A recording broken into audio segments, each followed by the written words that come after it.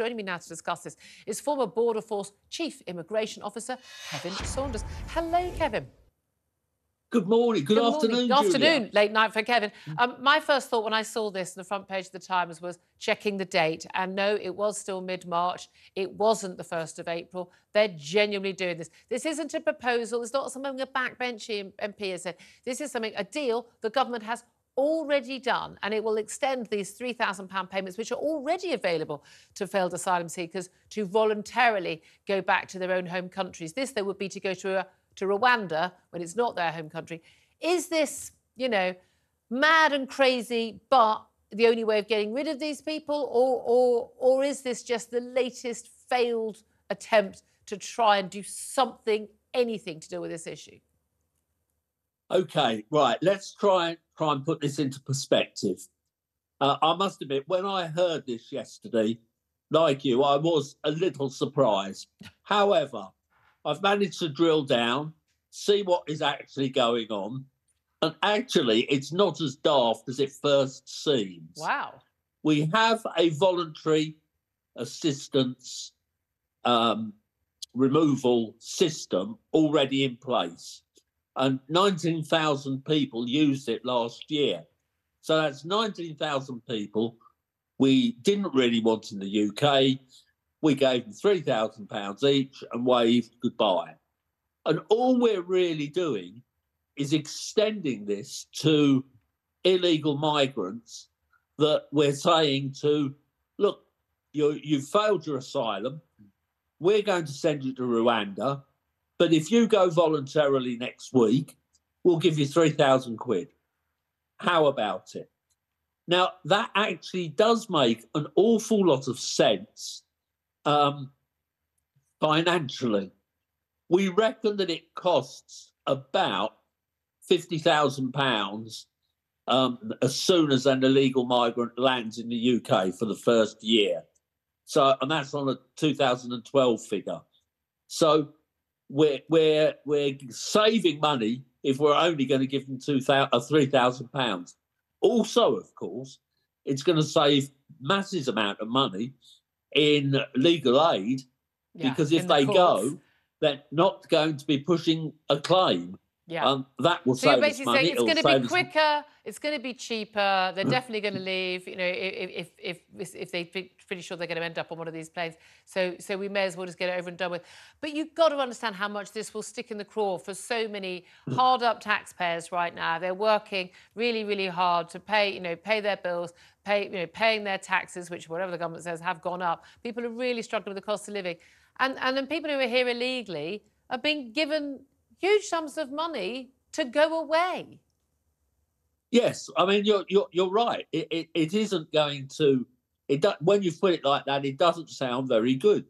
But at the end of the day, these people, if they stay, are going to cost us a hell of a lot more than £3,000. But shouldn't we have a third option, which is that they don't stay and they don't cost us a hell of a lot more? Now, we've got this thing where not having them in hotels, and there was a point, in the last year where people were in 4-star hotels. I think they're trying to get rid of all those points. But, if...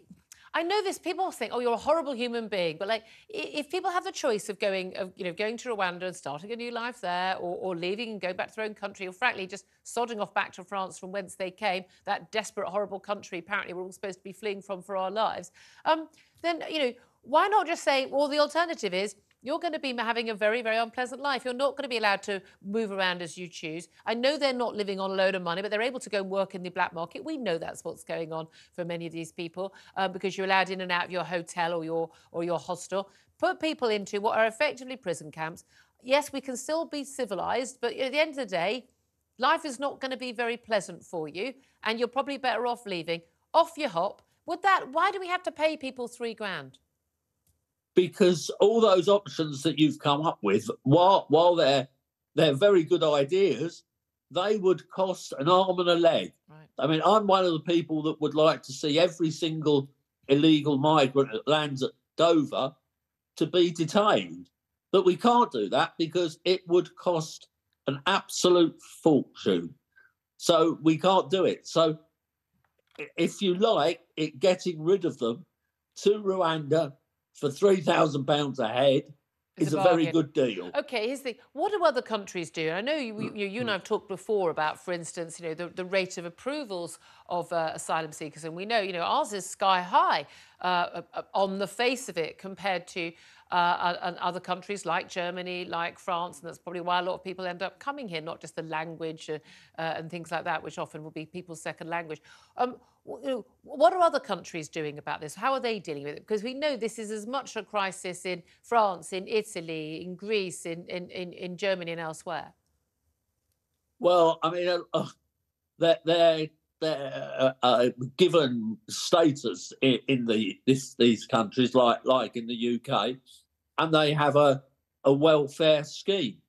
But there is a lot more hostility towards people from abroad in these countries, particularly now in Germany, because they were housing a lot of these people in the old eastern half of Germany, and there are real problems there with the locals not wanting them, and we're seeing this in France as well. And if you look at Hungary, for example, I think the number of asylum seekers that Hungary have actually taken, you can count on the fingers of both hands. That's so interesting.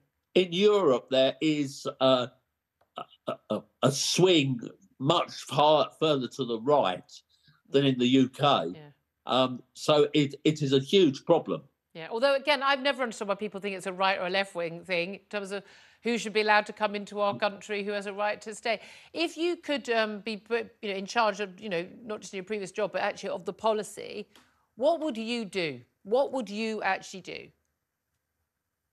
Well, I think there are two things that I would, if I could run the country, I would go to the French and I would say to the French, look, you've got to stop these boats. You've got to get the Gendarmerie Maritime onto the channel and intercept people in French territorial waters and take them back to France.